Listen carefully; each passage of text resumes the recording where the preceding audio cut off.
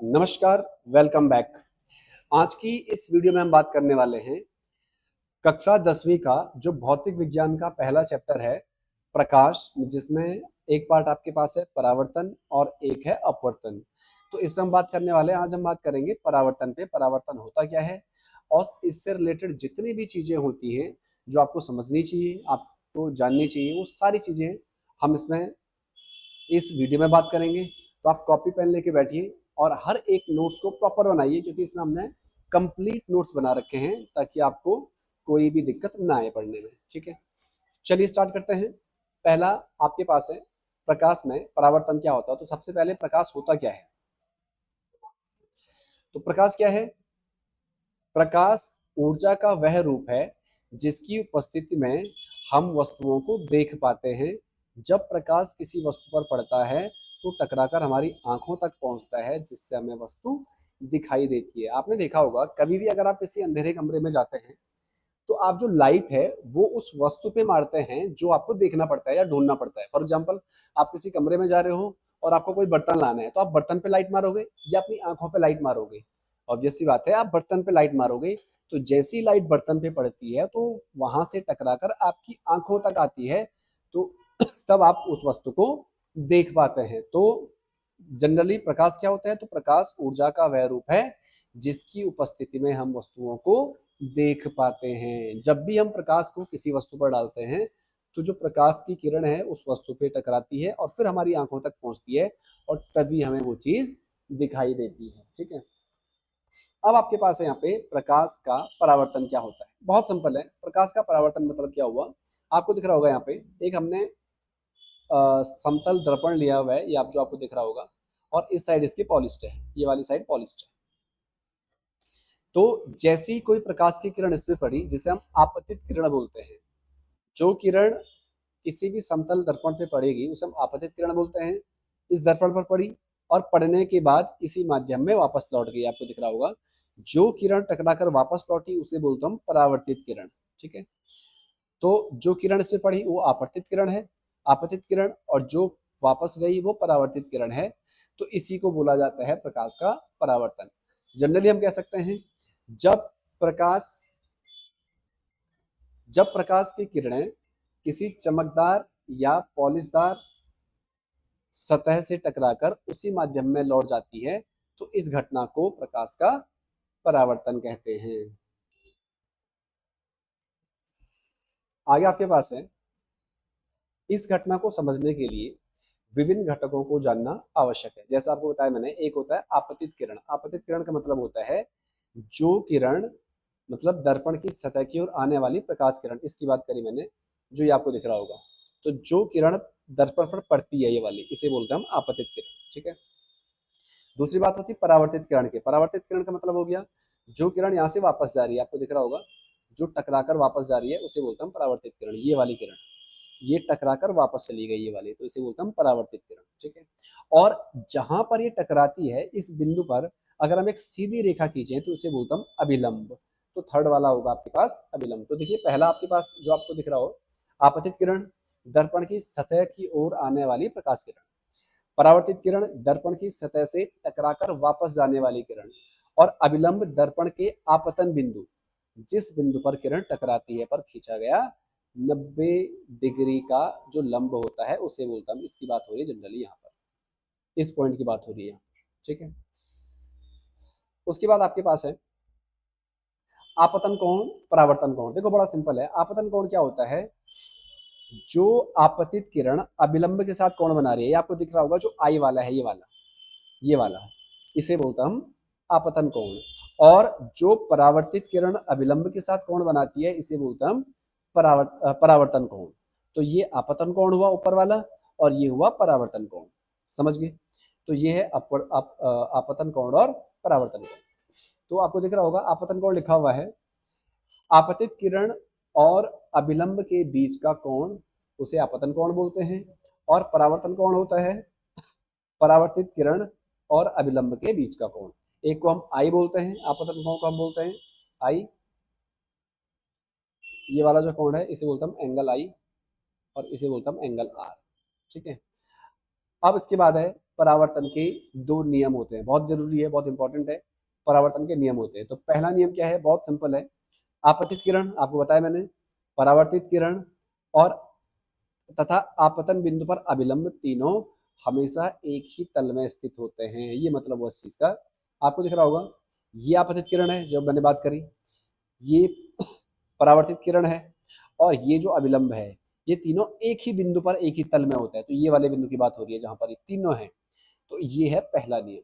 और दूसरा नियम होता है कि जो आपतन कोण होता है वो परावर्तन कोण के बराबर होता है। लिखा भी है देखो, आपतन कोण का मान सदैव परावर्तन कोण के बराबर होता है।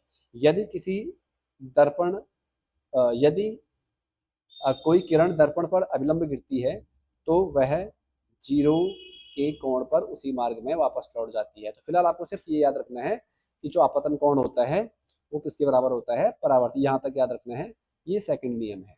आपतन कोण परावर्तन कोण के बराबर होता है। तो शॉर्ट में हम कह सकते हैं कि जो एंगल आई बराबर होता है एंगल आर के, मतलब कोण आई कोण आर के बराबर होता है, ये वाला।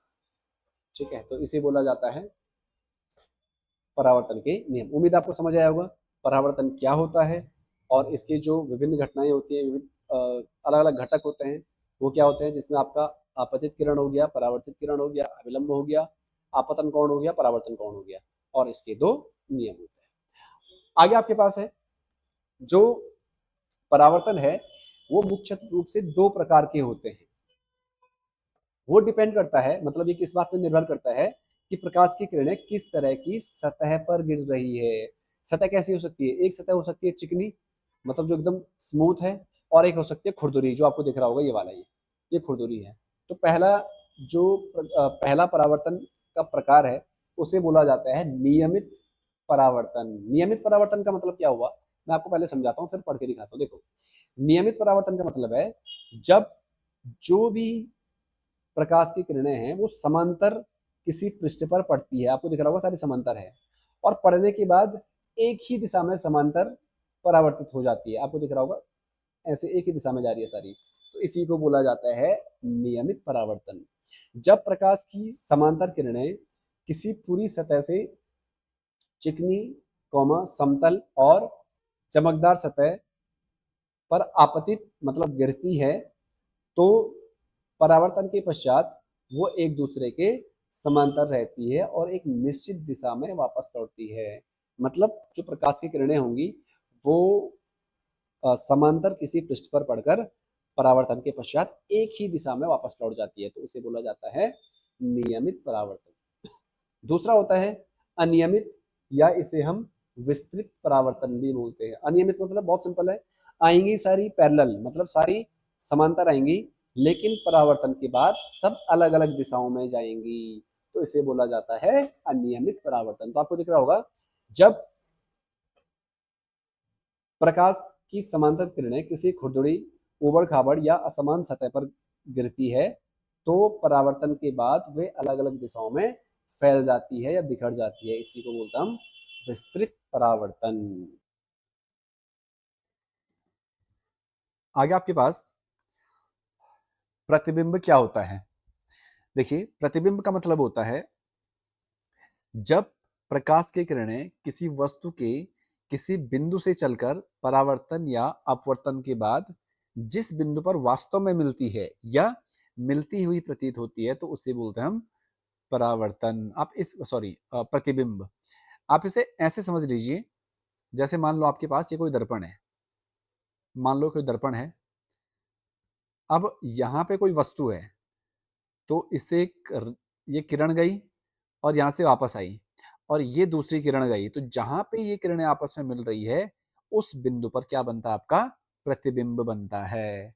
तो बहुत सिंपल सा है, बस आपको इतना याद रखना है कि जब प्रकाश की किरणें किसी बिंदु से किसी वस्तु के किसी बिंदु से चलकर परावर्तन या अपवर्तन के बाद जिस बिंदु पर वास्तव में मिलती है या मिलती हुई प्रतीत होती है, तो उसी को बोला जाता है प्रतिबिंब। अब जो प्रतिबिंब होता है वो दो प्रकार का होता है, पहला होता है वास्तविक प्रतिबिंब और दूसरा होता है आभासी प्रतिबिंब। ये बहुत बार एग्जाम में पूछा जाता है, तो आपको ये याद जरूर रखना है। तो ये है, देखिए, जो आपके पास है एक वास्तविक प्रतिबिंब और एक है आभासी प्रतिबिंब। तो ये क्या होते हैं? तो किस आधार पर हम इसे वर्गीकृत करते हैं? तो पहला है किरणों के आधार पर, दूसरा पर्दा, तीसरा है प्रकृति, चौथा है दर्पण में क्या इनकी स्थिति होती है। तो पहला किरणों का मिलना मतलब क्या होता है? आपको बताया मैंने, वास्तविक प्रतिबिंब का मतलब होता है जब प्रकाश की किरणें परावर्तन के बाद वास्तव में किसी बिंदु पर मिलती है तो उसे बोला जाता है वास्तविक प्रतिबिंब। मतलब ये वास्तविक प्रतिबिंब बनाता है जब किरणें वास्तव में मिलेंगी। जबकि आभासी में क्या होता है? प्रकाश की किरणें मिलती नहीं बल्कि पीछे बढ़ाने पर मिलती हुई प्रतीत होती है। तो प्रतीत मत जब जो किरणें होती हैं वो जब मिलती हुई प्रतीत होती है तो उसे बोला जाता है आभासी प्रतिबिंब। दूसरा वास्तविक प्रतिबिंब क्या होता है? जिसे हम पर्दे पर प्राप्त कर सकते हैं। जो आपने देखा होगा सिनेमा घरों में जो पर्दा होता है तो वहां पे एक प्रोजेक्टर से लाइट पड़ती है और तब जाकर आपको पूरी मूवी दिखती है, पूरी फिल्म दिखती है।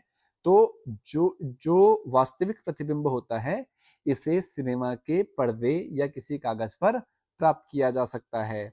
जबकि जो आभासी प्रतिबिंब होता है उसे पर्दे पर प्राप्त नहीं कर सकते हैं, उसे आप सिर्फ दर्पण में देख सकते हैं। तो आपके घर में जो भी दर्पण आप यूज करते हो, जो शीशा होता है अपने श्रृंगार के लिए, तो वो कौन सा होता है? आभासी प्रतिबिंब बनाता है। प्रकृति कैसी होती है इसकी? तो जो वास्तविक प्रतिबिंब है वो हमेशा उल्टा, जो उल्टी इमेज बनाता है, मतलब उल्टा प्रतिबिंब बनाएगा। जबकि जो आभासी प्रतिबिंब होता है वो सीधा बनता है हमेशा। तो आपको ध्यान रखना है, जो वास्तविक प्रतिबिंब है वो उल्टा बनता है और जो आभासी है वो सीधा बनता है। दर्पण में क्या स्थिति होती है? तो जो वास्तविक प्रतिबिंब है वो हमेशा दर्पण के सामने बनता है। जो प्रतिबिंब होगा दर्पण के सामने बनेगा, जबकि आभासी में ये हमेशा दर्पण के पीछे बनता है। आपने देखा होगा जब भी आप किसी शीशे या किसी शीशे के सामने खड़े होते हैं, दर्पण के सामने खड़े होते हैं, तो आपका प्रतिबिंब पीछे को बनता है, मतलब दर्पण के पीछे बनता है। तो ये होता है दर्पण में इसकी स्थिति।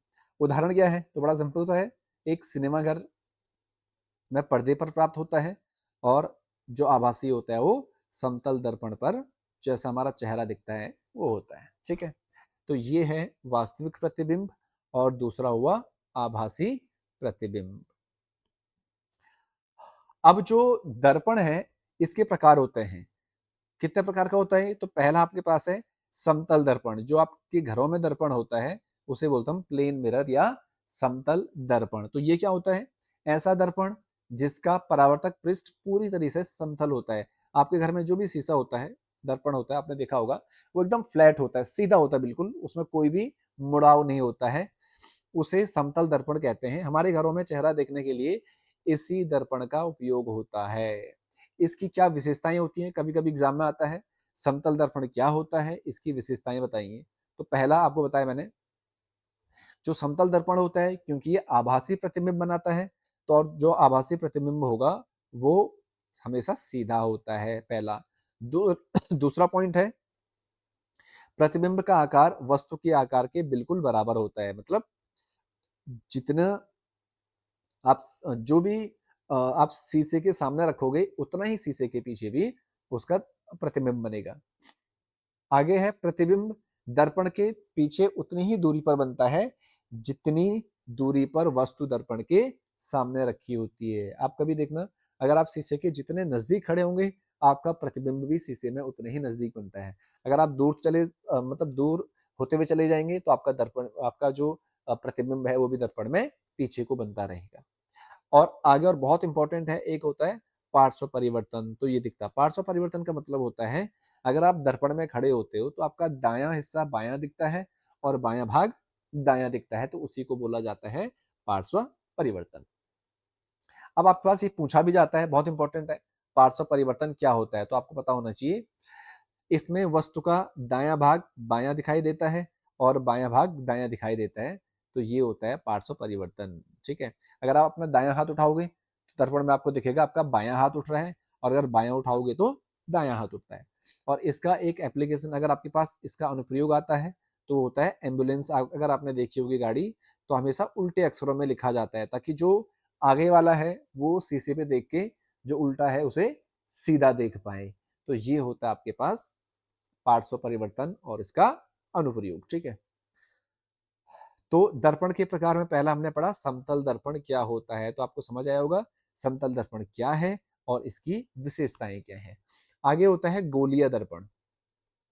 गोलीय दर्पण क्या होता है? ऐसा दर्पण जो किसी खोखले गोले से प्राप्त किया जाता है उसी को बोला जाता है गोलीय दर्पण। तो आपको दिख भी रहा होगा, देखिए ऐसे दर्पण जिनका परावर्तक पृष्ठ वक्रित या घुमावदार होता है उन्हें गोलीय दर्पण कहते हैं। ये कांच के खोखले गोले के कटे हुए भाग होते हैं और ये दो प्रकार के होते हैं। पहला होता है आपके पास अवतल दर्पण, आपको दिख रहा होगा ये वाला भाग जो ये है, ये अवतल दर्पण है। ये जो आपको दिख रहा पूरा ये अवतल दर्पण है, ठीक है। तो अवतल दर्पण होता क्या है? तो अवतल दर्पण होता है वह गोलीय दर्पण जिसका परावर्तक पृष्ठ अंदर की ओर धंसा होगा, मतलब जो भी किरणें आएगी वो यहां से आएंगी ऐसी और यहाँ से टकराकर वापस जाएगी, ठीक है। तो ये धंसा हुआ जो भाग होता है यहाँ से परिवर्तन होता है, यहाँ से परिवर्तन होता है और जो ये बाहर उभरा हुआ भाग होता है इस पर पॉलिश की होती है। आपको दिख रहा होगा ये वाला भाग, ये उभरा हुआ भाग पर पॉलिश होती है। इसकी प्रकृति कैसी होती है? तो इसे हम अभिसारी दर्पण भी कहते हैं। बहुत इंपॉर्टेंट है। क्यों बोलते हैं इसे अभिसारी दर्पण? क्योंकि यह अपने ऊपर गिरने वाले प्रकाश की समांतर किरणों को एक बिंदु पर सिकोड़ देता है। ये कैसा होता है आपको दिखा देता हूं मैं। देखो मान लो आपके पास ये कुछ किरणें आ रही हैं, मान लो एक किरण ये आई, एक किरण ये आई, एक किरण ये आई और एक किरण ये आई, ठीक है। ये किरणें इस पे पड़ी, तो जैसे इनका परावर्तन होगा तो ये क्या होता है, सारे एक ही पॉइंट से गुजरेंगे। आपको दिख रहा होगा ये वाला, ये सारे एक ही बिंदु से होते हुए गुजरेंगे। मतलब ये क्या करता है, जो भी किरणें इस पर पड़ती है उसे एक बिंदु पर सिकोड़ देता है, मतलब इकट्ठा कर देता है। इसीलिए इसकी जो प्रकृति होती है वो अभिसारी होती है। तो अभिसारी दर्पण आपको समझ आया होगा। इस पर जो भी प्रकाश गिरेगा, मतलब जो भी समतल प्रकाश पर गिरेगा वो परावर्तन के बाद एक ही बिंदु पर मिलते हैं सारे, इसी को बोला जाता है अभिसारी दर्पण। प्रकृति कैसी होती है? तो यह वस्तु की स्थिति के आधार पर वास्तविक, उल्टा और आभासी सीधा दोनों प्रकार का प्रतिबिंब बना सकता है। मतलब मैक्सिमम, मतलब अधिकतम इसमें वास्तविक ही बनता है, आभासी एक आदि बनेगा, ठीक है। उपयोग कहाँ होता है इसका? तो टॉर्च में होता है, वाहनों के हेडलाइट पे होता है, शेविंग दर्पण में होता है और दंत चिकित्सकों में होता है। इसे हम आगे डिटेल में पढ़ेंगे इसके उपयोग के बारे में, क्योंकि यहाँ से बहुत सारे क्वेश्चन आपके पास बनते हैं। तो आपको अभी ये समझ आया होगा कि गोलीय दर्पण होता क्या है और ये कितने प्रकार का होता है। तो पहला प्रकार हमने पढ़ा अवतल दर्पण। अवतल दर्पण क्या होता है? जिसका जो परावर्तक पृष्ठ होता है वो धंसा हुआ भाग होता है और इसे हम अभिसारी दर्पण भी बोलते हैं, क्योंकि जो भी किरणें इस पर पड़ेंगी वो परावर्तन के बाद एक बिंदु पर मिल जाती है, इकट्ठी हो जाती है, ठीक है। चलिए आगे आपके पास है, दूसरा है उत्तल दर्पण। उत्तल दर्पण क्या होता है? अवतल दर्पण का जस्ट उल्टा होता है। आपको दिख रहा होगा ये वाला भाग। तो यहां से क्या होता है, जो परावर्तक पृष्ठ होगा वो उभरा हुआ भाग होगा, किरणें यहां पड़ेंगी और यहाँ के बाद ऐसे फैल जाती हैं।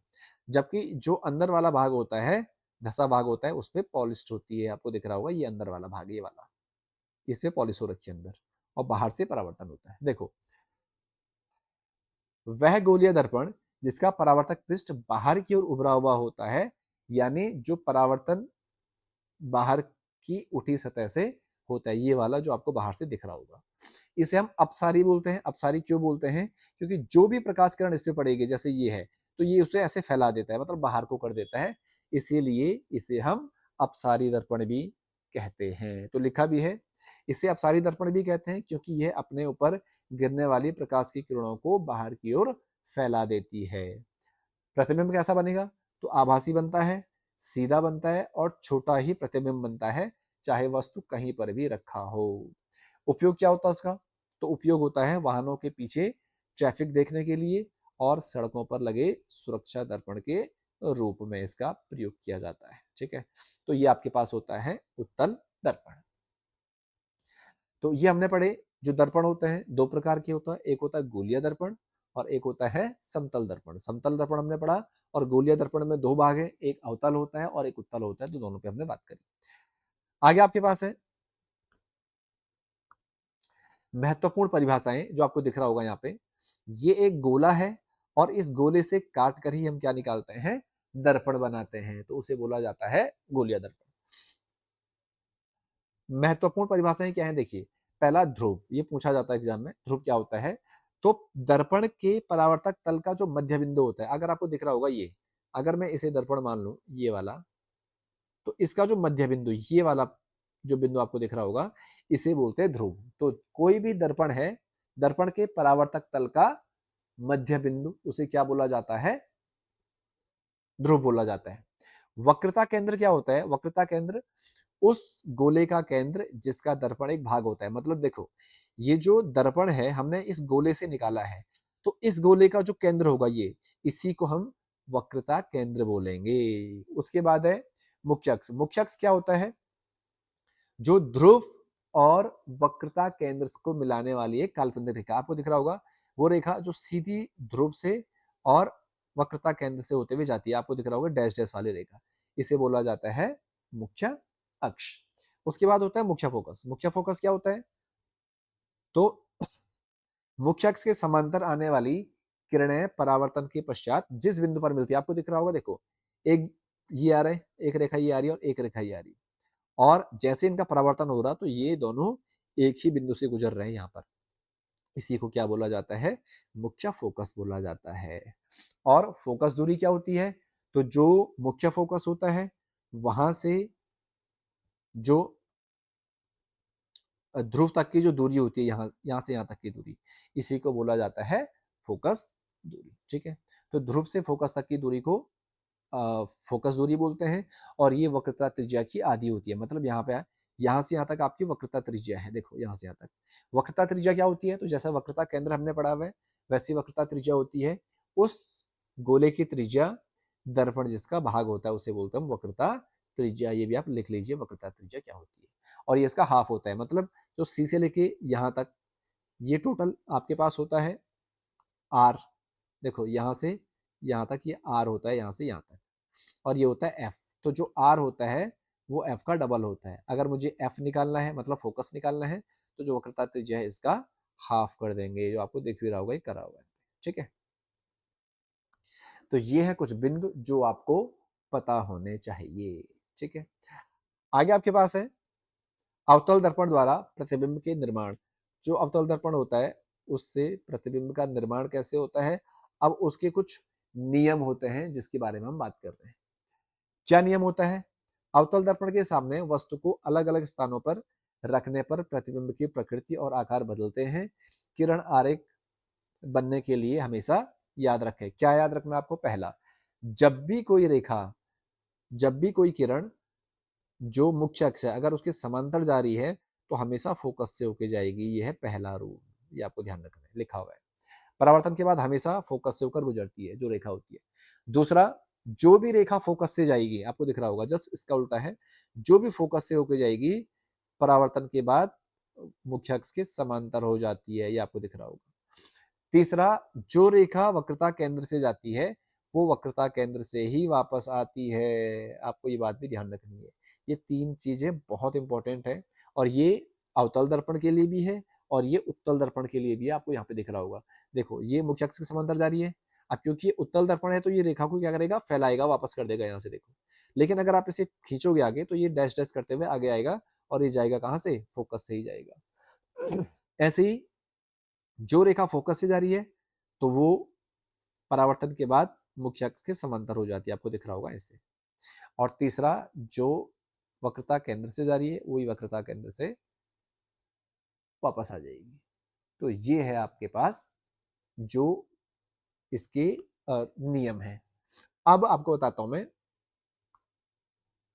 किस प्रकार प्रतिबिंब बनते हैं। तो पहला आपको दिख रहा होगा, जब वस्तु अनंत पर हो, पहली कंडीशन है, देखो ये वस्तु ही अनंत पर है, ये आपके पास है जो आपको दिख रहा होगा, ये है अवतल दर्पण। तो आपको ध्यान ये रखना है, जब वस्तु अनंत पे होती है तो एक रेखा ऐसी आएगी, मतलब रेखाएं समांतर आएगी, तो ये समांतर आई और ये समांतर आई, तो आपको पता है जो मुख्य अक्ष के समांतर आएगी तो कहां से होके जाती है, फोकस से होके जाएगी, आपको दिख रहा होगा, और ये भी फोकस से होके जा रही है। तो आपकी जो प्रतिबिंब बनेगा वो यहाँ पे बनेगा F पर। कैसा बनेगा? देखो प्रतिबिंब की स्थिति तो मुख्य फोकस पर बनेगा पहला। दूसरा प्रतिबिंब का आकार तो आपको दिख रहा होगा, क्योंकि इसकी कोई हाइट है ही नहीं, बिल्कुल मतलब ऊंचाई है ही नहीं, तो अत्यंत छोटा बिंदु के आकार का बनेगा। और तीसरा, क्योंकि ये दर्पण के सामने बन रहा है तो हमेशा वास्तविक बनेगा और उल्टा बनेगा। तो ये आपके पास पहला, जब आपने वस्तु को अनंत पे रखा है। दूसरा आपके पास होता है जब वस्तु वक्रता केंद्र पर हो, या आपको दिख रहा होगा, सॉरी, वक्रता केंद्र के पीछे हो। ये वक्रता केंद्र है और इसके पीछे है। तो आपको ध्यान ये रखना है, हमेशा वस्तु से दो किरण जाएगी, एक मुख्य अक्ष के समांतर जाएगी, जो आपको दिख रहा होगा ये वाली, ये मुख्य अक्ष के समांतर जा रही है। और जो रेखा मुख्य अक्ष के समांतर जाएगी वो कहां से होके आती है? वो आती है फोकस से होके, ये फोकस है, यहाँ पे फोकस से आती है। और एक जो जाएगी वो वक्रता केंद्र से जाएगी, ये आपको दिख रहा होगा, ये वक्रता केंद्र से जा रही है। तो जहां पे मिलेगी वहां पे आपकी इमेज बनेगी, मतलब प्रतिबिंब बनेगा। तो यहाँ पे बन रहा प्रतिबिंब, ये जिसे हमने ए डैश बी डैश नाम दिया है। तो कैसा बन रहा देखो, फोकस और वक्रता केंद्र के बीच में, ये फोकस है और वक्रता केंद्र है, इसके बीच में बन रहा है। दूसरा छोटा बनेगा, देखो आपका जो वस्तु है वो इतना बड़ा है तो प्रतिबिंब छोटा बनेगा। और तीसरा, प्रतिबिंब की प्रकृति कैसी होगी? वास्तविक होगी और उल्टी होगी, क्योंकि सामने बन रहा है। ठीक है, आगे आपके पास है तीसरा, जब वक्रता केंद्र पर रखा हो, तो आपको दिख रहा होगा ये वक्रता केंद्र है, यहाँ पे रखा हो। तो ये बहुत सिंपल है, देखो एक मुख्य अक्ष के समांतर जाएगा तो कहां से होकर जा रहा है? फोकस से जा रहा है।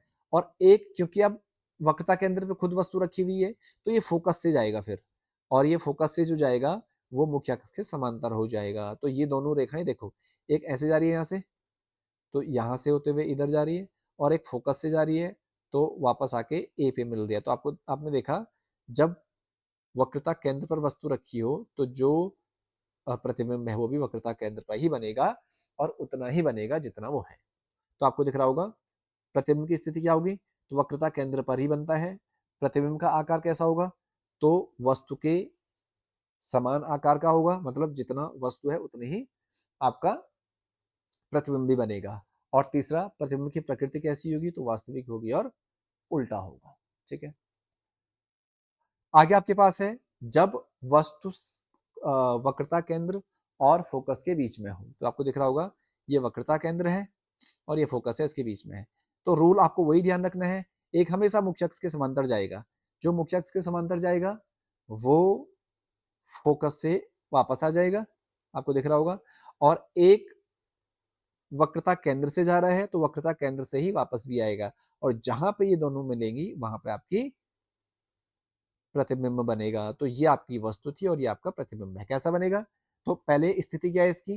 तो वक्रता केंद्र से परे बनेगा, देखो इससे पीछे बन रहा है।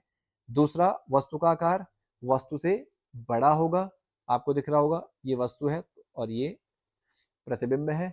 और तीसरा, जो प्रतिबिंब की प्रकृति होगी वो वास्तविक होगी और उल्टा होगा। तो ये है आपके पास चौथी कंडीशन। आगे है पांचवा आपके पास, जब फोकस पे हो। देखो बहुत सिंपल है, फोकस पे है तो आपको बताया मैंने, दो चीज आपको ध्यान रखनी है, एक मुख्य अक्ष के समांतर जाएगी, जो मुख्य अक्ष के समांतर जाएगी वो हमेशा फोकस से वापस जाएगी, पहला। और दूसरा, वक्रता केंद्र से जाएगी तो वक्रता केंद्र से ही वापस भी आएगी, आपको दिख रहा होगा ये जा रही है तो वक्रता केंद्र से, आपको बस क्या करना है, इससे वक्रता केंद्र से मिला देना है और वो रेखा सीधे करनी है। तो आपको दिखेगा ये दोनों रेखाएं समांतर होंगी, ये मिलेंगी नहीं। तो जब समांतर होती है तो कहां पर बनेगी? जो वस्तु का स्थिति, जो प्रतिबिंब की स्थिति होगी, पहला वो अनंत पर बनती है। दूसरा, प्रतिबिंब का आकार अत्यधिक बड़ा होगा, क्योंकि जो अनंत पे बनेगा वो बहुत बड़ा होगा। और तीसरा, वस्तु की प्रकृति कैसी होगी? वास्तविक होगी और उल्टा होगा। तो ये है आपके पास जब पांचवी कंडीशन है। छठा आपके पास है जब वस्तु P और F के बीच में, आपको दिख रहा होगा ये ध्रुव है और ये फोकस है, इनके बीच में है। तो बस यही एक ऐसा अपवाद होता है जब आभासी प्रतिबिंब बनता है, बाकी सब में वास्तविक प्रतिबिंब बनता है। तो आपको दिख रहा होगा पहला, मुख्य अक्ष के समांतर जाएगा, अगर ये मुख्य अक्ष के समांतर जाएगा ऐसे, या ये कोण बनाते हुए जा रहा है, तो ये कोण बनाते हुए जा रहा है तो कोण बनाते हुए वापस आएगा, तो इसे आपको आगे बढ़ा देना है सीधे। और एक वक्रता केंद्र से जा रहा है तो ये कहाँ मिलेंगी? दर्पण के पीछे मिलेंगी, और ये कैसा होगा? आभासी प्रतिबिंब बनाएगा। तो पहला आपको दिख रहा होगा प्रतिबिंब की स्थिति दर्पण के पीछे बनेगी, पहला बहुत बड़ा बनेगा और आभासी होगा और सीधा होगा। तो ये है आपके पास 6 जो आपकी प्रतिबिंब बनेगा अवतल दर्पण से, ठीक है। उसके बाद आपके पास आता है इसके उपयोग क्या होते हैं, बहुत इंपॉर्टेंट है और एग्जाम में पूछा जाता है। अवतल दर्पण का उपयोग, तो पहला उपयोग होता है ये शेविंग दर्पण या मेकअप दर्पण के रूप में। क्यों होता है? क्योंकि इसमें चेहरा बड़ा दिखता है। तो जब हम चेहरे को अवतल दर्पण के बहुत पास लाते हैं तो दर्पण में चेहरे का बहुत बड़ा सीधा और स्पष्ट प्रतिबिंब दिखाई देता है, जिससे दाढ़ी बनाने या मेकअप करने में आसानी होती है। क्योंकि चेहरे के बारीक बाल और त्वचा साफ नजर आते हैं, इसीलिए हम क्या किस चीज का उपयोग करते हैं? अवतल दर्पण का उपयोग करते हैं शेविंग दर्पण में। दूसरा है दंत चिकित्सकों द्वारा। तो इसमें क्या होता है, दांतों के जो डॉक्टर होते हैं मरीज के मुंह के अंदर के हिस्से को देखने के लिए एक अत्यंत छोटा, मतलब एक छोटा सा अवतल दर्पण का उपयोग करते हैं। जब इस दर्पण को दांत के पास ले जाया जाता है तो दांत का एक बड़ा और सीधा प्रतिबिंब बनता है, जिससे डॉक्टर दांत की सड़न या समस्या को आसानी से देख पाता है। क्योंकि अब इसका आंसर तो वही है कि जो भी आपके पास अवतल दर्पण होता है, क्योंकि उसमें सीधा, स्पष्ट और बड़ा बनता है जो प्रतिबिंब बनता है, इसीलिए इसे हम यूज करते हैं। तीसरा टॉर्च और सर्च लाइट या हेडलाइट के रूप में, ये बहुत इंपॉर्टेंट है, ये एग्जाम में बहुत बार पूछा जाता है। तो बल्ब को इस अवतल दर्पण के मुख्य फोकस पर लगाया जाता है।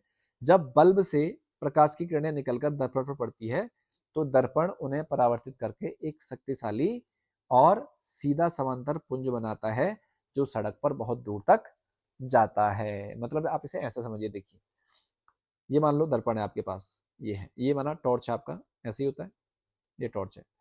अब यहाँ पे आपका बल्ब होता है, तो बल्ब से रेखाएं ऐसे जाएंगी, मतलब जो प्रकाश होगा, और जब परावर्तन होगा, देखो ये फोकस आप इसे मान लो, तो फोकस से जो भी रेखाएं जाती हैं वो परावर्तन के बाद मुख्य अक्ष के समांतर हो जाती है ऐसे।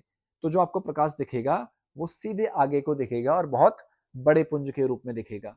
तो इसीलिए हम जो भी टॉर्च होता है, सर्च लाइट होता है या वाहनों के हेडलाइट होते हैं, उसमें क्या यूज करते हैं? अवतल दर्पण यूज करते हैं। आगे है सौर भट्टियों में। सूर्य की आने वाली प्रकाश किरणें जब इस विशाल दर्पण पर टकराती है तो परावर्तन के बाद सभी फोकस बिंदु पर केंद्रित हो जाती है, और एक ही बिंदु पर इतनी सारी धूप इकट्ठा होगी तो वहां का तापमान बहुत अधिक हो जाता है, जिससे इसका उपयोग धातुओं को पिघलने के लिए या बिजली बनाने के लिए भी किया जाता है। तो ये था आपके पास अवतल दर्पण के क्या उपयोग होते हैं, ठीक है। फिर आपके पास यहाँ पर उत्तल दर्पण दिया हुआ है और इससे आपके प्रतिबिंब, तो यहाँ पे दो ही प्रतिबिंब बनते हैं। पहला, जब वस्तु अनंत पर हो, मतलब ये आपका दर्पण है, जब अनंत पर हो तो आपको दिख रहा होगा जो रेखाएं हैं वो समांतर जाएंगी, और समांतर जाएंगी क्योंकि अपसारी दर्पण होता है तो इसे फैलाएगा इधर को भी और इधर को भी। लेकिन अगर हम इसे आगे खींचेंगे तो कहाँ पे बनेगा? ये फोकस पे आपको बनता हुआ दिखाई देगा, ठीक है। तो दर्पण के पीछे मुख्य फोकस पर बनता है, पहला। दूसरा, प्रतिबिंब का आकार कैसा होगा? तो अत्यंत छोटा होगा, बिंदु के आकार का होगा, और प्रकृति कैसी होगी? आभासी होगी और सीधी होगी। तो ये है आपके पास पहला, जब आपने वस्तु को अनंत पर रखा है। और दूसरा, जब वस्तु अनंत और दर्पण के ध्रुव के बीच कहीं भी हो, मतलब अनंत पे और इस लाइन में कहीं भी हो, तो आपको दिख रहा होगा एक तो मुख्य अक्ष के समांतर जाएगा, तो परावर्तन के बाद ये ऊपर चला जाएगा, और अगर हम इसे आगे खींचेंगे तो ये फोकस से ही जाता है। और दूसरा, वक्रता केंद्र से जाएगा, तो जहां पे दोनों मिलेंगे आपको दिख रहा होगा यहाँ पे मिल रही है, यहाँ पे, तो ये आपका क्या होगा? प्रतिबिंब बनेगा। तो स्थिति कैसी होगी? दर्पण के पीछे ध्रुव और फोकस के बीच में बनता है, वस्तु से छोटा बनता है, और क्योंकि उत्तल दर्पण है तो आभासी और सीधा बनाएगा। हमेशा ये बात ध्यान रखना कि जो उत्तल दर्पण है वो हमेशा आभासी और सीधा प्रतिबिंब ही बनाएगा। एग्जाम में 1 नंबर के लिए भी आपके पास पूछा जा सकता है, ठीक है। आगे आपके पास है जो उत्तल दर्पण होते हैं उसके उपयोग क्या होते हैं, तो ये भी एग्जाम में पूछा जाता है, इसका उपयोग क्या होता है। वाहनों के साइड मिरर के रूप में आपने देखा होगा, जो भी वाहन होता है, अब ड्राइवर की सीट के जस्ट बगल पे एक शीशा लगा होता है पीछे देखने के लिए, तो वाहनों के ड्राइवर अपने पीछे के ट्रैफिक को देखने के लिए इसका उपयोग करते हैं। कारण क्या है इसका? क्योंकि ये हमेशा सीधा प्रतिबिंब बनाता है पहला, और इसका दृष्टि क्षेत्र बहुत बड़ा होता है, मतलब ये पीछे के बहुत बड़े हिस्से को कवर कर देता है। क्योंकि यह बाहर की ओर वक्रित होता है, इसे ड्राइवर बहुत बड़े क्षेत्र को आसानी से देख पाता है, मतलब जितनी भी गाड़ियां होंगी उन्हें आसानी से देख पाता है, पहला। और दूसरा इसका जो यूज होता है दुकानों में सुरक्षा दर्पण के रूप में, क्योंकि जो सुपरमार्केट होते हैं या जो दुकानों में चोरी रोकने के लिए एक कोने पर लगाया जाता है, जिससे पूरी दुकान उस में कैप्चर हो जाती है, जो छोटा सा दर्पण होता है, और आसानी से जो दुकान का मालिक होता है उसे देख सकता है। तो ये है आपके पास उत्तल दर्पण का महत्वपूर्ण उपयोग। उम्मीद है आपको समझ आया होगा कि दर्पण क्या होता है, उत्तल दर्पण क्या होता है, अवतल दर्पण क्या होता है, इससे आपके प्रतिबिंब कैसे बनते हैं और इनके उपयोग क्या हैं। तो चलिए स्टार्ट करते हैं।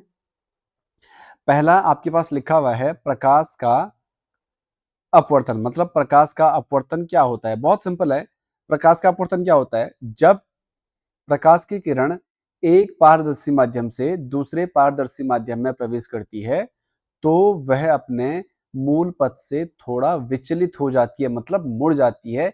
इसी घटना को क्या कहते हैं हम? प्रकाश का अपवर्तन कहते हैं। देखो बहुत ही शानदार और बहुत ही सरल भाषा में सारे नोट तैयार किए गए हैं, ताकि आपको न तो याद करने में कठिनाई आए और ना ही आपको समझने में कोई कठिनाई आई। तो आप प्रॉपर देखते चले जाइए, आपको हर एक चीज बहुत अच्छे से समझ आएगी। तो प्रकाश का अपवर्तन मतलब हुआ कि जब कोई भी प्रकाश किरण एक माध्यम से दूसरे माध्यम में, मतलब एक पारदर्शी माध्यम से दूसरे पारदर्शी माध्यम में प्रवेश करती है, तो वह अपने मूल पथ से थोड़ा सा विचलित, मतलब मुड़ जाती है। इसी घटना को प्रकाश का अपवर्तन कहते हैं। हम इसे ऐसे समझ सकते हैं, फॉर एग्जाम्पल ये मान लो आप, माना ये ये ये माना शीशा है, ग्लास बोलते जिसे, और ये ऊपर हवा है। तो जैसे ही प्रकाश की किरण आई, इस तरीके से आई, अब यहाँ पे पढ़ के, पहले तो ये ऊपर इस बार मतलब इस वाले माध्यम में थी, किस माध्यम में?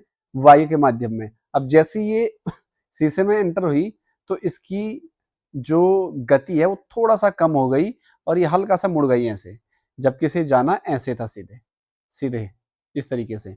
तो इसी को कहा जाता है प्रकाश का अपवर्तन। ठीक है, तो आपको समझ आया होगा प्रकाश का अपवर्तन क्या होता है। अब जो प्रकाश का अपवर्तन है, इसका मुख्य कारण क्या होता है? मुख्य कारण ये होता है कि जो प्रकाश की चाल होती है वो भिन्न भिन्न माध्यम में अलग अलग होती है। मतलब जैसे हवा में प्रकाश की चाल अलग होगी, पानी में अलग होगा, जो ग्लास होता है मतलब शीशा होता है उसमें अलग होगा। तो हर एक चीज में, हर एक माध्यम में प्रकाश की चाल अलग अलग होती है, और वही उसका प्रकाश का अपवर्तन का कारण होता है। ठीक है, अब माध्यम कितने प्रकार के होते हैं, तो आपको समझना जरूरी है कि माध्यम के दो प्रकार होते हैं। पहला होता है विरल माध्यम। विरल माध्यम का मतलब वो है जिस माध्यम में प्रकाश की चाल अधिक होती है। अब ये आपको कैसे पता चलेगा, तो आप इस तरीके से समझिए। विरल माध्यम मतलब जब माध्यम, मतलब जो ऐसा माध्यम जिसमें माध्यम के कण दूर दूर होते हैं। तो अगर कण दूर दूर होंगे तो प्रकाश सीधे गति करेगा, और उसकी गति भी बहुत ज्यादा होगी, तो उसे कहा जाता है विरल माध्यम। जैसे हवा है, तो हवा में जो कण होते हैं बहुत दूर दूर होते हैं, तो इसीलिए जो प्रकाश है बहुत तेजी से आगे बढ़ता है, तो उसी को हम विरल माध्यम बोलते हैं। दूसरा है सघन माध्यम। सघन माध्यम का मतलब हो गया जिस माध्यम में प्रकाश की चाल कम होती है, मतलब जहां पे ऐसा माध्यम जिसमें उसके कण बहुत नजदीक नजदीक होते हैं, जैसे कांच हो गया। तो आपने देखा होगा कांच के कण बहुत नजदीक होते हैं, या जल हो गया उसके कण बहुत नजदीक होते हैं, तो उसी को हम सघन माध्यम कहते हैं। तो आपको समझ आया होगा विरल माध्यम क्या होता है और सघन माध्यम क्या होता है। आगे आपके पास है जो किरण के मुड़ने के कुछ नियम होते हैं, ये आपको समझना है। तो क्या नियम होते हैं? पहला जो है, जब किरण विरल माध्यम से सघन माध्यम में जाती है, तो वो अभिलंब की ओर झुक जाती है। मतलब जब विरल माध्यम मतलब जहां पे प्रकाश की गति अधिक होती है, और सघन माध्यम मतलब जहां पे कम होती है। तो बहुत सिंपल सी बात है, जब विरल माध्यम से सघन माध्यम में जाएगा तो उसकी गति परिवर्तन होगी, मतलब उसकी गति कम हो जाएगी, और अगर गति कम होगी तो वो हल्का सा मुड़ जाएगी। तो इसीलिए लिखा हुआ है जब किरण विरल माध्यम से सघन माध्यम में जाती है तो अभिलंब की ओर झुक जाती है, पहला है। तो इस केस में जो आई होता है वो आर से बड़ा होता है, बात करेंगे हम अभी। सेकंड है जब जब सघन से विरल माध्यम में जाती है तो अभिलंब से दूर हो जाती है। मतलब आप इसे ऐसे समझ सकते हो, मान लो ये आपके पास मान लो शीशा है, कांच, और ये वायु है। तो जैसे ही यहां से प्रकाश किरण जा रही है, अब जैसे ही ये एंटर करेगी किसमें, जैसे ही ये कांच में प्रवेश करेगी इसकी गति कम हो जाएगी, तो ये ऐसे चली जाएगी नीचे को, जबकि इसे जाना ऐसे चाहिए था। समझ पा रहे हो आप? अब अभिलंब का मतलब है कि जहां पर ये पॉइंट आपको दिख रहा होगा, यहां पर अगर मैं एक सीधी रेखा खींच दूं तो आपको दिखेगा कि ये अभिलंब की ओर झुक जा रही है। देखो, ऐसे जाना चाहिए था लेकिन वहां से नीचे को आ गई है।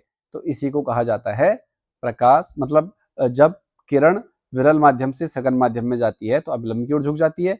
और देखो इसी के विपरीत, अगर ये सघन माध्यम में, अब माना ये उल्टा यहाँ से चल रही है और विरल माध्यम में जाएगी तो ये अभिलंब से दूर हट जाएगी। इसे ऐसे जाना चाहिए पर ये ऐसे दूर हट जाएगी। तो ये दो नियम हैं जो आपको ध्यान रखने हैं। जब कोई भी किरण विरल माध्यम से सघन माध्यम में जाती है तो अभिलंब की ओर झुक जाती है, और जब सघन माध्यम से विरल माध्यम में जाती है तो अभिलंब से दूर हट जाती है। अब उसके बाद है अपवर्तन के नियम। बहुत जरूरी, बहुत इंपॉर्टेंट है, ये आपको ध्यान रखना है। मुख्यतः दो नियम है। पहला आपतित किरण। आपतित किरण मतलब होता है जो किरण ये वाली है, जो ये वाली किरण है, इसे बोलता हूं आपतित किरण। अपवर्तित किरण जिसमें अपवर्तन हो रहा है, ये वाला, ये जो किरण है इसे अपवर्तित बोलते हैं। और तथा दोनों माध्यम को अलग करने वाले पृष्ठ के आपतन बिंदु पर अभिलंब। अभिलंब मतलब इसकी बात हो रही है, ये सीधी रेखा जो आपको दिख रही होगी, ये तीनों एक ही तल में होते हैं। इसी को कहा जाता है इसका प्रथम नियम। तो ये है आपका प्रकाश के अपवर्तन का प्रथम नियम। पहला नियम क्या है? आपतित किरण, अपवर्तित किरण तथा अभिलंब तीनों आपतन बिंदु पर एक ही बिंदु पर होते हैं, एक ही तल पर होते हैं, पहला। और दूसरा जो द्वितीय नियम है इसे हम स्नेल का नियम भी कहते हैं, बहुत जरूरी है, एग्जाम में बहुत बार पूछा जाता है स्नेल का नियम। तो स्नेल का नियम क्या होता है? प्रकाश के किसी निश्चित रंग और निश्चित माध्यमों के युग्म के लिए जो आपतन कोण की ज्या होती है और अपवर्तन कोण की ज्या होती है, इनका अनुपात क्या होता है? स्थिर होता है। मतलब sine I upon sine R किसके बराबर होगा? कांस्टेंट, मतलब स्थिरांक के बराबर होगा। इसी को स्नेल का नियम कहते हैं। समझ गए आप? तो किसी निश्चित रंग या निश्चित माध्यम के लिए जो आपतन कोण की ज्या होती है मतलब साइन आई होता है, और अपवर्तन कोण की ज्या होती है मतलब साइन आर होता है। इनका जो अनुपात होगा, जो बटे में लिखा हुआ है अनुपात, ये हमेशा कांस्टेंट मतलब स्थिर होता है। इसी को स्नेल का नियम कहते हैं। तो दो नियम है अपवर्तन के। पहला आपतित किरण, अपवर्तित किरण तथा आपतन बिंदु पर अभिलंब तीनों एक ही तल में होते हैं। और दूसरा, किसी भी निश्चित रंग और माध्यम के लिए आपतन कोण की ज्या और अपवर्तन कोण की ज्या का अनुपात एक नियतांक होता है या स्थिर होता है, जो कि यहाँ पे लिखा हुआ है। ठीक है, तो ये था आपके पास अपवर्तन कोण के नियम। अब आपके पास आता है यहाँ पे अपवर्तनांक क्या होता है, ये भी बहुत इंपॉर्टेंट है। अपवर्तनांक क्या होता है? तो अपवर्तनांक क्या होता है? अपवर्तनांक यह दर्शाता है कि कोई माध्यम प्रकाश की किरण को कितना मोड़ने की क्षमता रखता है। मतलब जो भी माध्यम होता है वो प्रकाश की किरण को कितना मोड़ता है, मतलब कितना अपवर्तित कर सकता है, उसी को बोला जाता है अपवर्तनांक। ठीक है, तो अपवर्तनांक यह दर्शाता है कोई माध्यम प्रकाश की किरण को कितना मोड़ने की क्षमता रखता है, मतलब कितना मोड़ पाता है, उसी को बोला जाता है अपवर्तनांक। अब दो टाइप का होता है यहाँ पे, एक होता है सापेक्ष अपवर्तनांक और एक होता है निरपेक्ष अपवर्तनांक। दोनों बहुत इंपॉर्टेंट है। सापेक्ष तो बड़ा सिंपल सा है कि जब किसी एक माध्यम के सापेक्ष दूसरे माध्यम के अपवर्तनांक को व्यक्त किया जाता है तो उसे हम सापेक्ष अपवर्तनांक बोलते हैं। मतलब यहाँ पे जैसे n21 लिखा हुआ है, इसका मतलब है माध्यम 1 में प्रकाश की चाल बटे माध्यम 2 में प्रकाश की चाल। तो बड़ा सिंपल है, एक माध्यम की सापेक्ष दूसरे माध्यम का जो अपवर्तनांक होता है उसी को बोलते हैं हम सापेक्ष अपवर्तनांक। लेकिन निरपेक्ष अपवर्तनांक क्या होता है? बहुत बार एग्जाम में पूछा जाता है कि निरपेक्ष अपवर्तनांक को परिभाषित कीजिए। तो इसमें क्या होता है, किसी माध्यम का निर्वात में प्रकाश की चाल, मतलब जो भी माध्यम होता है उसका निर्वात में प्रकाश की चाल और उस माध्यम में प्रकाश की चाल का जो अनुपात होता है उसी को हम निरपेक्ष अपवर्तनांक कहते हैं। मतलब ये हुआ, जैसे सापेक्ष में आपको दिख रहा होगा माध्यम 1 कोई सा भी हो सकता है और माध्यम 2 कोई सा भी हो सकता है, लेकिन निरपेक्ष में माध्यम 1 हमेशा वायु या निर्वात होगा। तो वायु या निर्वात में प्रकाश की चाल बटे माध्यम में प्रकाश की चाल, मतलब जो दूसरा माध्यम है वो कोई सा भी हो सकता है, लेकिन जो पहला माध्यम होगा वो हमेशा या तो वायु होगा या निर्वात होगा, उसी को बोला जाता है निरपेक्ष अपवर्तनांक। समझ गए आप? तो अपवर्तनांक मतलब किसी भी माध्यम की किरण को मोड़ने की जो क्षमता होती है उसे अपवर्तनांक कहते हैं। दो प्रकार का है, मतलब दो है ये। पहला है सापेक्ष, जब किसी एक माध्यम के सापेक्ष दूसरे माध्यम के अपवर्तनांक को क्या कहा जाता है? सापेक्ष अपवर्तनांक कहा जाता है। और दूसरा है निरपेक्ष, मतलब जब किसी माध्यम का निर्वात में प्रकाश की चाल और उस माध्यम में प्रकाश की चाल का जो अनुपात होता है उसे निरपेक्ष अपवर्तनांक कहते हैं। आपको इसमें सिर्फ ये ध्यान रखना है कि जो पहला माध्यम होगा या तो वायु होगा या निर्वात होगा। समझ पाए आप? तो ये है आपके पास निरपेक्ष अपवर्तनांक। अगला आपके पास है कांच की आयताकार सिल्ली से अपवर्तन कैसे होता है। आपको दिख रहा होगा एक स्लैब, पूरा ये पूरा ब्लॉक दिख रहा है, ये कांच का है पूरा। तो इससे कैसे होता है? तो जब प्रकाश की किरण कांच के स्लैब से गुजरती है तो 2 बार अपवर्तन होता है। आपको दिख रहा होगा जैसे ये है, अब ये वायु है, ये वाला जो माध्यम दिख रहा होगा ये वायु है। तो जब ये वायु से ग्लास में जाता है, मतलब कांच में जाता है, तो देखो अविलंब की ओर मुड़ रहा है। ये आपको दिख रहा होगा, ये वाला पार्ट है अविलंब की ओर मुड़ रहा है। और सेकंड बार ये किस में जा रहा है? कांच से वायु में जा रहा है। तो ये जब जाएगा तो ये अविलंब से दूर हो जाएगा। आपको दिख रहा होगा ये वाला, दिख रहा? तो एक बार यहाँ पे इसका अपवर्तनांक, एक बार यहाँ पे इसका अपवर्तन हो रहा है और एक बार इस बिंदु पे इसका अपवर्तन हो रहा है। ठीक है, तो आपको ये चित्र जरूर बनाना है अगर आपके पास ऐसा क्वेश्चन आता है तो। और अगर आप ध्यान से देखोगे तो जो ये किरण है इसे सीधे ऐसे आना चाहिए, जो डैश डैश करके दिखा रखा है।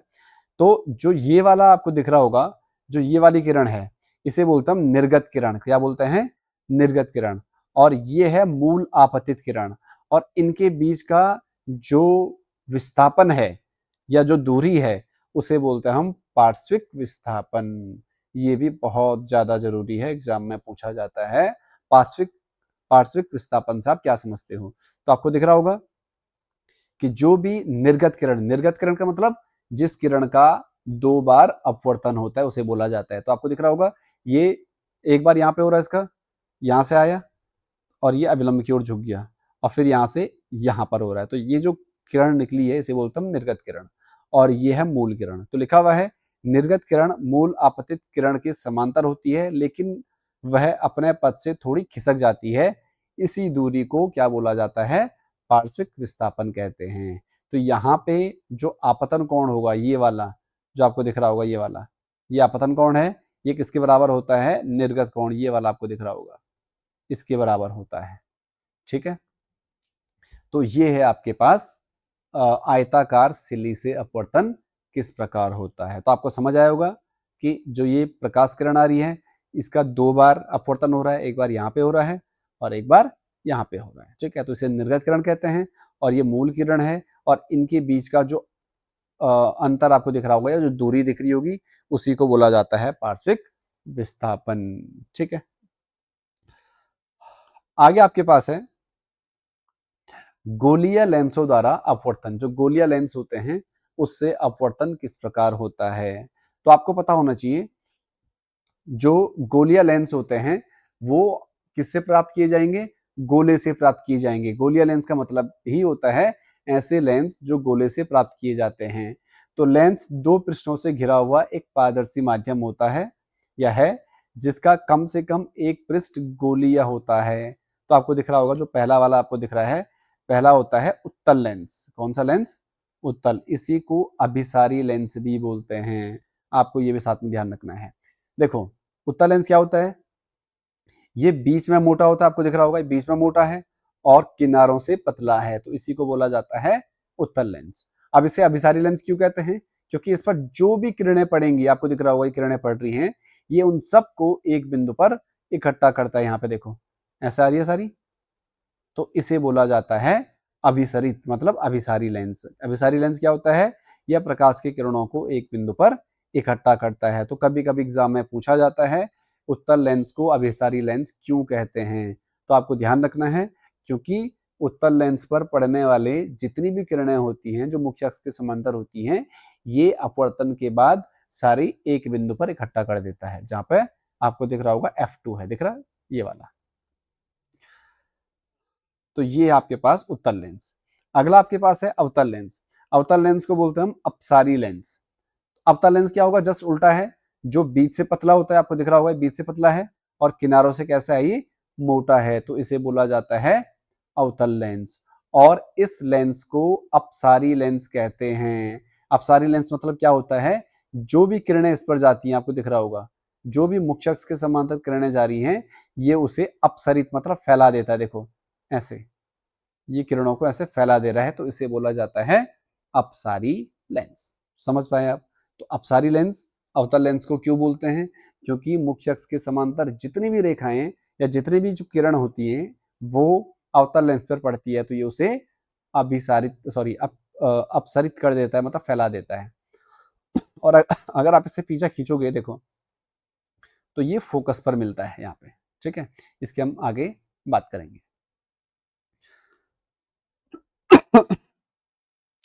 अगला आपके पास है लेंस की जो महत्वपूर्ण परिभाषाएं हैं उस पर बात है। तो पहला आपके पास वक्रता केंद्र क्या होता है? बहुत सिंपल है, जैसा हमने वहां पे किया था बिल्कुल वैसा यहाँ पर भी है। तो आपको पता है, अगर मैं आपको समझाऊं कि एक लेंस ये है, आपको दिख रहा होगा एक लेंस ये है, लेंस बोल रहा हूं मतलब एक गोला ये है और एक गोला ये है, तो आपको दिख रहा होगा ये बीच वाला ये वाला पार्ट दिख रहा है आपको, ये वाला पार्ट, ये कौन सा लेंस बना रहा है? उत्तल लेंस बना रहा है। तो आपको दिख रहा होगा कि यहां भी इसका केंद्र होगा जिसे हमने C2 माना, और यहां इसका केंद्र होगा जिसे हमने C1 माना हुआ है। अब आपको समझाता हूं मैं।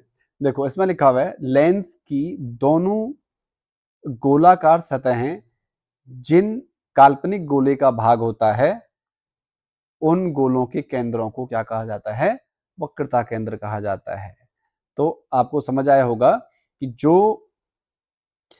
ये जो लेंस है, ये एक तो इस वाले गोले का भाग है और एक इस गोले का भाग है।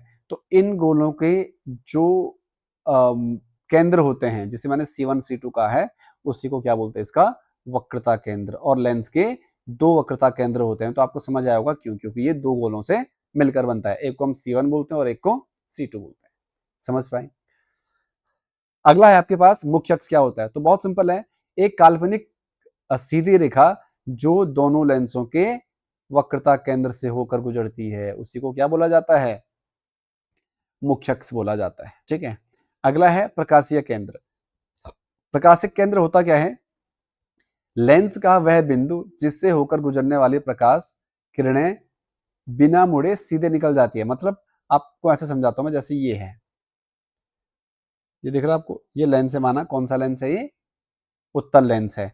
तो इस लेंस का जो मध्य बिंदु होता है, ये वाला यहाँ, तो यहां से अगर कोई भी रेखा जाएगी, चाहे वो ऐसे जा रही है, चाहे वो ऐसे जा रही है, चाहे वो ऐसे जा रही है, तो उसमें अपवर्तन नहीं होता है, वो सीधे गुजर जाती है।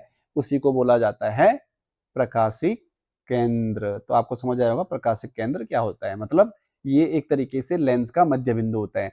जैसे हमने पढ़ा था, जो दर्पण था उसके मध्य बिंदु को हम बोल रहे थे पोल, जो मध्य बिंदु था ये वाला, तो ऐसे ही यहां को बोला जाता है प्रकाशिक केंद्र। ठीक है, अगला आपके पास है मुख्य फोकस। तो मुख्य फोकस क्या होता है? सेम वही है, मुख्य अक्ष के समांतर आने वाली किरणें अपवर्तन के बाद जिस बिंदु पर मिलती है उसे बोलता है मुख्य फोकस। मतलब ये आपको दिख रहा होगा, ये दिख रहा, तो ये सारी मुख्य अक्ष के समांतर जा रही रेखाएं, जो आपको दिख रही होगी, ये हो गया, ये हो गया, ये हो गया, ये हो गया। तो ये अपवर्तन के बाद कहाँ पे मिल रही है? इधर मिल रही है इस बिंदु पे। इसी को क्या बोला जाता है? मुख्य फोकस बोला जाता है। ठीक है। उसके बाद है अवतल लेंस। तो मुख्य अक्ष के समांतर आने वाली जितनी भी किरणें होती हैं, अपवर्तन के बाद जिस बिंदु से आती हुई प्रतीत होती है, उसे बोला जाता है मुख्य फोकस। मतलब उत्तल लेंस में तो साफ साफ दिखती है, लेकिन अवतल लेंस में ये साफ नहीं दिखती है। जो अभी बात कर रहा था मैं, ये क्या करती है? मुख्य अक्ष के समांतर जो भी रेखाएं होती है उसे फैला देती है। अब ये इधर से मुड़ने से रही, तो इससे हम अगर पीछे खींचेंगे तो आपको दिख रहा होगा यहाँ पे मिलती है सारी। तो ये होता है मुख्य फोकस। ठीक है, किसका? अवतल लेंस का। आगे आपके पास है फोकस दूरी क्या होती है। तो फोकस दूरी क्या होती है? जो प्रकाशिक केंद्र होता है और मुख्य फोकस होता है, उसके बीच की दूरी को कहा जाता है फोकस दूरी। इसकी बात हो रही है। अगर मैं इसे ऐसे समझा दूं, जैसे ये है, ये माना आपके पास लेंस है, ठीक है, ये आपका प्रकाशिक केंद्र और ये है फोकस। तो इनके बीच की जो दूरी होगी, इसी को बोला जाता है फोकस दूरी। और लास्ट आपके पास द्वारक क्या होता है। तो द्वारक मतलब होता है लेंस के उस प्रवाही भाग का व्यास जिससे होकर प्रकाश गुजरता है। मतलब ये वाला पार्ट जो दिख रहा होगा तुम्हें, इस वाले पार्ट, तो जहां से भी प्रकाश गुजरेगा उसे बोला जाएगा उसका द्वारक। जहां से, द्वारक का मतलब है जो द्वार से, जिस द्वार से प्रकाश गुजरता है। ठीक है। आगे आपके पास लेंस से बनने वाले नियम क्या हैं। बिल्कुल वैसे ही है जैसा आपने दर्पण में किया। अगर आपको दर्पण वाला समझ आया होगा तो इसमें आपको कोई भी दिक्कत नहीं आने वाली। बस वहां पे परावर्तन हो रहा था, तो यहाँ पे अपवर्तन होगा। किस तरीके से? देखिए, पहला नियम क्या है? मुख्य अक्ष के समांतर आने वाली प्रकाश किरणें अपवर्तन के बाद उत्तल लेंस के मुख्य फोकस f2 से गुजरेंगी और अवतल लेंस के f1 से आती हुई प्रतीत होती है। आपको दिख रहा होगा, देखो ये मुख्य अक्ष है, इसके समांतर जो रेखा जा रही है, जैसे अपवर्तन हुआ कहां से होकर जा रही है? फोकस से होकर जा रही है। ऐसे यहाँ पर ये मुख्य अक्ष के समांतर है। अब ये क्योंकि किरणों को फैलाता है तो ऐसे फैला देगा, लेकिन अगर मैं इसे पीछे खींचूं यहाँ पर, तो ये F1 से जाती हुई प्रतीत हो रही है, ये F1 है। ठीक है। तो पहला नियम ये है, जो भी मुख्य अक्ष के समांतर किरण होगी वो अपवर्तन के बाद हमेशा फोकस से होके जाएगी, पहला। दूसरा है जस्ट इसका उल्टा, जो भी, ये वाला दूसरा है, मुख्य फोकस से गुजरने वाली किरण, आपको दिख रहा होगा, जो भी मुख्य फोकस से गुजरने वाली किरण है वो अपवर्तन के बाद मुख्य अक्ष के समांतर हो जाएगी। इसका उल्टा है, जस्ट मुख्य फोकस से गुजरेगी तो अपवर्तन के बाद समांतर हो जाएगी। ऐसे यहां भी है, ये है। तो जैसे ही अगर आप इसे आगे खींचोगे तो ये मुख्य अक्ष के समांतर जा रही है, लेकिन इसका जो मुख्य अक्ष होता है आभासी होता है, तो ये क्या हो जाएगी? इसके समांतर हो जाएगी। ये है दूसरा नियम। ठीक है। तीसरा और जरूरी नियम कि लेंस के प्रकाश, जो प्रकाशिक केंद्र होता है, उससे गुजरने वाली जो भी रेखा उससे गुजरती है, जो भी किरण उससे गुजरती है, वो सीधे निकल जाती है, उसमें अपवर्तन नहीं होता है।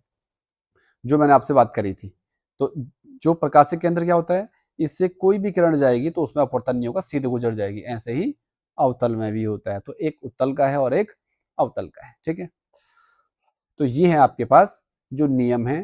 पहला नियम आपको समझ आया होगा, जो मुख्य अक्ष के समांतर है वो हमेशा फोकस से जाएगा। दूसरा, जो फोकस से जा रहा है मुख्य अक्ष के समांतर हो जाएगा। और तीसरा, जो प्रकाशिक केंद्र से जा रहा है तो उसमें अपवर्तन नहीं होगा, वो सीधे निकल जाएगा। बस यही चीज आपको ध्यान रखनी है जब आप इनमें प्रतिबिंब, किसी भी आलेख का प्रतिबिंब बनाओगे। अब जैसे उत्तल लेंस से बनने वाले प्रतिबिंब कौन कौन से हैं, देखो बहुत सिंपल है।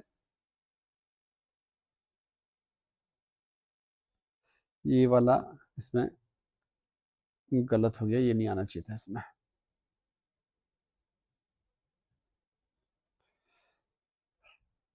इसे हम हटा देते हैं।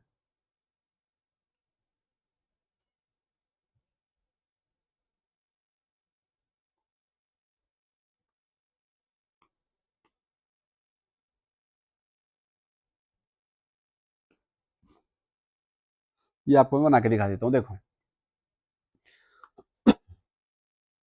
जब वस्तु अनंत पर हो। पहला तो वस्तु अनंत पर आपको दिखाता हूं मैं, देखो ये आपके पास है, ये उत्तल लेंस है, ठीक है, और ये आपका मुख्य अक्ष है। ये आपका O होगा, आपको बताया मैंने, ये होगा आपका F2, ये होगा आपका F1, ठीक है। यहाँ पर होता है 2F1। 2F1 का मतलब होता है जो C1 है उसी को 2F1 बोलते हैं हम, जो वक्रता केंद्र की बात करी मैंने, और यहाँ पर होता है 2F2, ये आपको ध्यान रखना है। तो जब अनंत पर कोई वस्तु हो, अनंत पर अगर आपने वस्तु रखी हो, तो आपको पता है कि जो रेखाएं आएंगी वो हमेशा समांतर आएंगी, इस तरीके से आएंगी रेखाएं, और मुख्य अक्ष के समांतर आने वाली रेखाएं हमेशा कहाँ से जाएगी, फोकस से होते हुए जाएगी। तो आपके जो प्रतिबिंब बनेगा वो यहाँ पर बनेगा, ये है पहला वाला। अब आप ध्यान से देखो, तो प्रतिबिंब की स्थिति कहाँ होगी, तो कहाँ पर होगा, F2 पर होगा, जो बात करी हमने यहाँ पे F2 पर। कैसा होगा, अत्यंत छोटा होगा, बहुत छोटा है बिंदु के आकार का, और किस प्रकृति कैसी होगी, वास्तविक होगा और उल्टा होगा। तो ये है पहला, जब वस्तु कहाँ रखी हो आपने, अनंत पर रखी हो। दूसरा है जब वस्तु 2F1 से परे हो, मतलब इसके बाहर हो। तो अगर इसके बाहर आपको दिख रहा होगा, तो आपको हमेशा इसमें दो बातें ध्यान रखनी है। एक रेखा हमेशा मुख्य अक्ष के समांतर जाएगी, जो आपको दिख रहा होगा ये वाला, ठीक है। तो जब मुख्य अक्ष के समांतर कोई रेखा जाती है तो कहां से होके जाएगी, फोकस से, ये आपको बताया मैंने अभी अभी। तो ये फोकस से होके जाएगा, आपको दिख रहा होगा। और एक हमेशा प्रकाशिक केंद्र से जाएगा। तो जहां भी ये दोनों रेखाएं मिलेंगी वहां पर आपका प्रतिबिंब बनेगा। आपको इसे रटने की बिल्कुल जरूरत नहीं है, आप इसे इस तरीके से समझो जैसा आपको मैं समझा रहा हूं। कैसे, एक मुख्य अक्ष के समांतर जाएगी और एक प्रकाशिक केंद्र से जाएगी, और जहां पर ये दोनों रेखाएं मिलेंगी वहीं पर आपकी प्रतिबिंब या इमेज बनेगी। तो आपको दिख रहा होगा कहां पर बन रहा है, F2 और 2F2 के बीच में बन रहा है। तो पहला स्थिति कैसी होगी, F2 और 2F2 के बीच में। दूसरा छोटा होगा आकार, क्योंकि ये बड़ा है तो ये उससे थोड़ा छोटा है, और प्रकृति कैसी होगी, वास्तविक होगा और उल्टा, आपको दिख रहा होगा उल्टा है और वास्तविक है। समझ पाए आप। अगला आपके पास, जब वस्तु 2F1 पर हो, आपको दिख रहा होगा ये है 2F1। तो जब वस्तु को आपने 2F1 पर रखा है, तो वही चीज पहला मुख्य अक्ष के समांतर रेखा जाएगी। तो ये है मुख्य अक्ष के समांतर जा रही है, तो कहां से होके जाएगी, फोकस से होके जा रही है। और दूसरा कहां से जाएगी, प्रकाशिक केंद्र से होते जाएगी। तो जहां पर भी मिलेंगी वहां पर आपका प्रतिबिंब बनेगा। तो आपको दिख रहा है कहां मिल रही है, 2F2 पर मिल रही है, ठीक है। तो स्थिति कैसी है, 2F2 पर। वस्तु का आकार कैसा है, वस्तु के बराबर है, आपको दिख रहा होगा यहां पर जितना है उतना ही यहां पर भी है। और तीसरा वास्तविक और उल्टा होगा। तो ये है जब आपने वस्तु को 2F1 पर रखा हो, ठीक है। तीसरा, जब F1 और 2F1 के बीच में हो, दिख रहा होगा आपको ये F1 है और ये 2F1 है, अगर इसके बीच में हो तो बात सेम वही चीज है, एक मुख्य अक्ष के समांतर जाएगी और एक प्रकाशिक केंद्र से जाएगी, और जहां पर ये दोनों मिलेंगी वहीं पर आपकी इमेज बनेगी या वहां पर आपका प्रतिबिंब बनेगा। तो आप क्या बोलोगे, जो प्रतिबिंब है वो 2F1 से बाहर बनेगा, दिख रहा होगा ये 2F1 है, इससे बाहर बन रहा है। दूसरा बड़ा होगा, आवर्धित बहुत बड़ा है इससे, देखो ये छोटा है, इससे बहुत बड़ा हो रहा है। और तीसरा प्रकृति कैसी होगी, वास्तविक होगा और उल्टा होगा। तो ये है जब आपने F1 और 2F1 पर रखा हो। देखो सब में एक ही चीज आ रही है, एक मुख्य अक्ष के समांतर जा रही है और एक प्रकाशिक केंद्र से जा रही है। और अगर आपको नियम पता है, जो मुख्य अक्ष के समांतर है वो हमेशा फोकस से होकर जाएगी F2 से, और जो प्रकाशिक केंद्र से जा रहा है तो उसमें कोई भी अपवर्तन नहीं होगा, तो वो सीधी जाएगी। और जहां पर भी ये दो किरणें मिलेंगी वहीं पर आपका प्रतिबिंब बनेगा, ठीक है।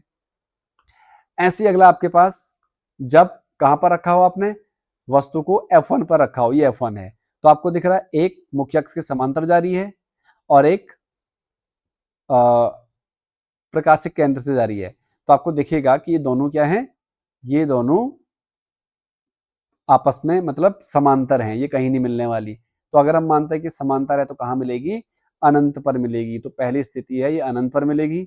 दूसरा, अगर अनंत पर मिलेगी तो इसका आकार बहुत बड़ा होगा, तो अत्यधिक बड़ा लिखा हुआ है।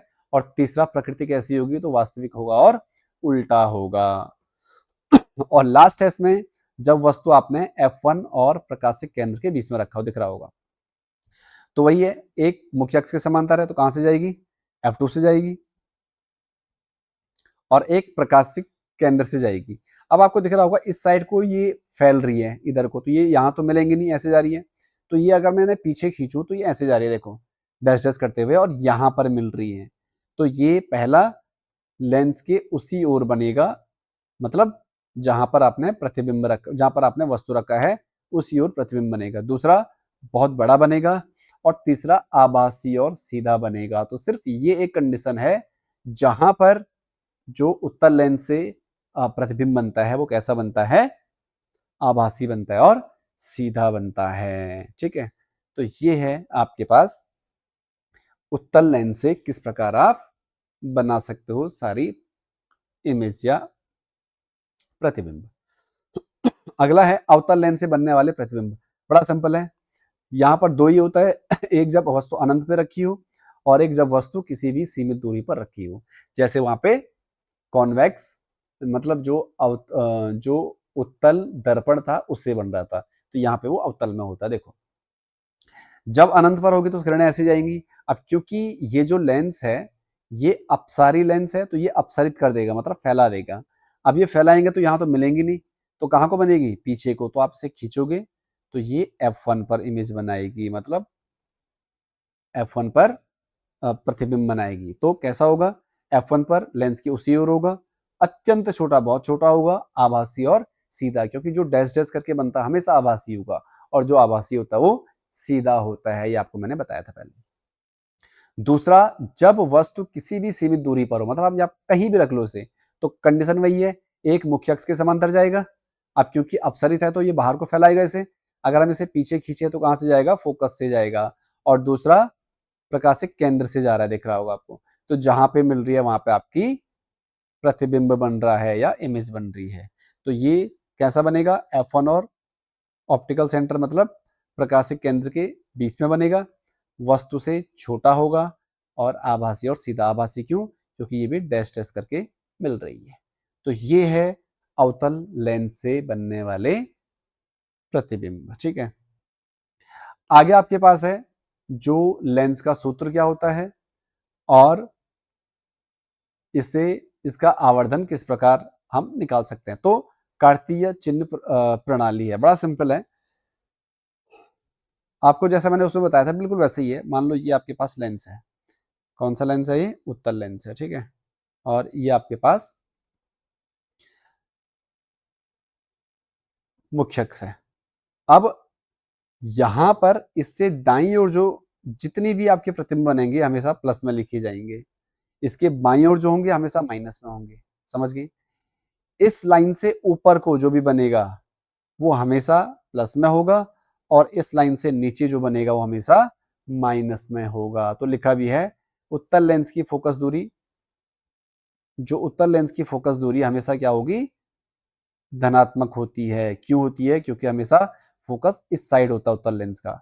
अवतल लेंस का क्योंकि आपने देखा होगा इस साइड होता है, क्योंकि डैश डैश करके मिल रहा था, तो ऋणात्मक होगा।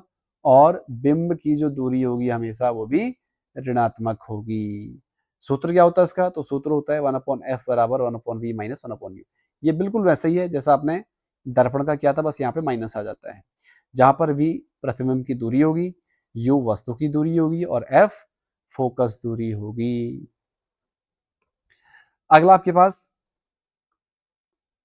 परिभाषा है, आवर्धन क्या होता है। तो आवर्धन का बड़ा सिंपल सा है, जैसा वहां पे था बिल्कुल वैसा ही है पे, यहाँ पर है। आवर्धन मतलब प्रतिबिंब की जो ऊंचाई और वस्तु की ऊंचाई के अनुपात को क्या बोलते हैं, हम आवर्धन बोलते हैं। आपको दिख रहा होगा ये प्रतिबिंब की ऊंचाई है, एच आई मतलब हाइट ऑफ आई इमेज, और एच ओ मतलब हाइट ऑफ ऑब्जेक्ट। तो इनका जो अनुपात होगा उसी को क्या बोला जाएगा, आवर्धन बोला जाएगा। आवर्धन का मतलब है कि वस्तु का जो प्रतिबिंब है वो कितना बड़ा होगा या कितना छोटा होगा। अगर एक से बड़ा है, अगर एक के बराबर है तो मतलब वस्तु के बराबर है। अगर एक से बड़ा होता है तो वस्तु से बड़ा होगा, और एक से छोटा होता है तो वस्तु से छोटा होगा जो भी प्रतिबिंब बनेगा। ठीक है, तो आपको दिख रहा होगा जो m है वो आवर्धन होता है, एच आई प्रतिबिंब की ऊंचाई, एच ओ वस्तु की ऊंचाई, v प्रतिबिंब की दूरी, और u वस्तु की दूरी। ठीक है, अब यहाँ पे कुछ टर्म दी है जो बहुत इंपॉर्टेंट है, जो अभी आपको समझाया मैंने। अगर m एक से बड़ा है तो प्रतिबिंब वस्तु से बड़ा होगा। अगर 1 के बराबर है तो प्रतिबिंब वस्तु के समान होगा। ये न्यूमेरिकल में काम आता है, ध्यान रखना।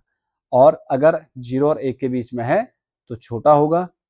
m धनात्मक है तो सीधा और आभासी होता है, और अगर m ऋणात्मक आए तो उल्टा होगा और वास्तविक होगा। ये बहुत काम आता है जब आप न्यूमेरिकल करोगे, मतलब जो गणित वाले प्रश्न इसमें आएंगे, अगर वो करोगे आप तो आपको समझ आएगा m का कितना बड़ा योगदान है। उसके बाद आपके पास लेंस की क्षमता क्या होती है, पावर ऑफ लेंस। तो लेंस की क्षमता क्या होती है, किसी लेंस द्वारा प्रकाश किरणों को अभिसरित या अपसरित करने की जो क्षमता होती है उसी को बोलते हैं हम लेंस की क्षमता। ये ध्यान रखना आपको, लेंस की क्षमता मतलब कोई भी लेंस किरणों को कितना अपसरित करता है या कितना अपसरित करता है उसे बोलते हैं हम लेंस की क्षमता। अर्थात क्या हुआ, तो लेंस जितनी अधिक किरणें प्रकाश किरणों को मोड़ता है उसकी क्षमता उतनी अधिक होती है। तो P बराबर होता है 1/f। आप इसे शॉर्ट में याद करना चाहो तो ऐसे कर सकते हो, फोकस दूरी के प्रतिलोम को आप इसे चाहो तो लिख लो, फोकस दूरी के प्रतिलोम को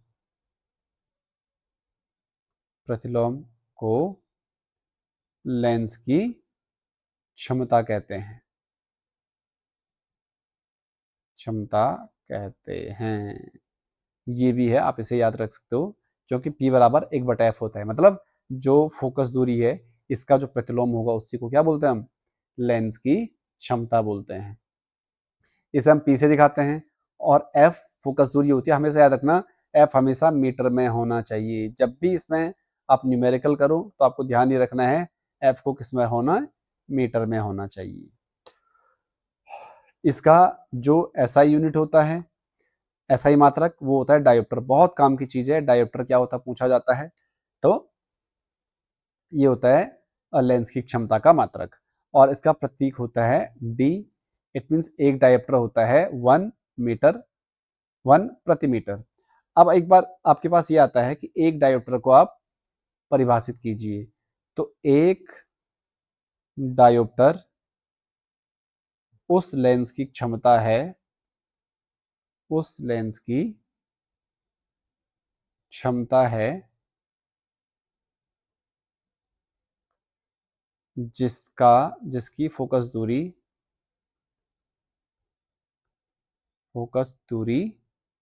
1 मीटर होती है। ये है, तो अगर एक डायोप्टर को अगर आपको परिभाषित करने के लिए आए तो ये होता है, ये आपको ध्यान रखना बहुत इंपॉर्टेंट है, ये भी एग्जाम में बहुत बार पूछा जाता है। तो ये था आपके पास प्रकाश का अपवर्तन। उम्मीद है आपको समझ आया होगा प्रकाश का अपवर्तन क्या होता है, और आप इसके नोट्स बनाओ प्रॉपर। और जब भी हम इसके क्वेश्चन करेंगे, अगर आपने चैप्टर पढ़ा होगा तो एक भी ऐसा क्वेश्चन नहीं होगा जो आपसे ना हो। बस आपको ध्यान ये रखना है कि जो आप पढ़ रहे हो उसके प्रॉपर नोट्स बनाओ और रिवाइज करते चले जाओ। अगली वीडियो में हम बहुत जल्द इसके न्यूमेरिकल पे भी बात करेंगे, ताकि आपको इस चैप्टर में कोई भी दिक्कत नहीं आए। चलिए मिलते हैं, तब तक धन्यवाद, नमस्कार।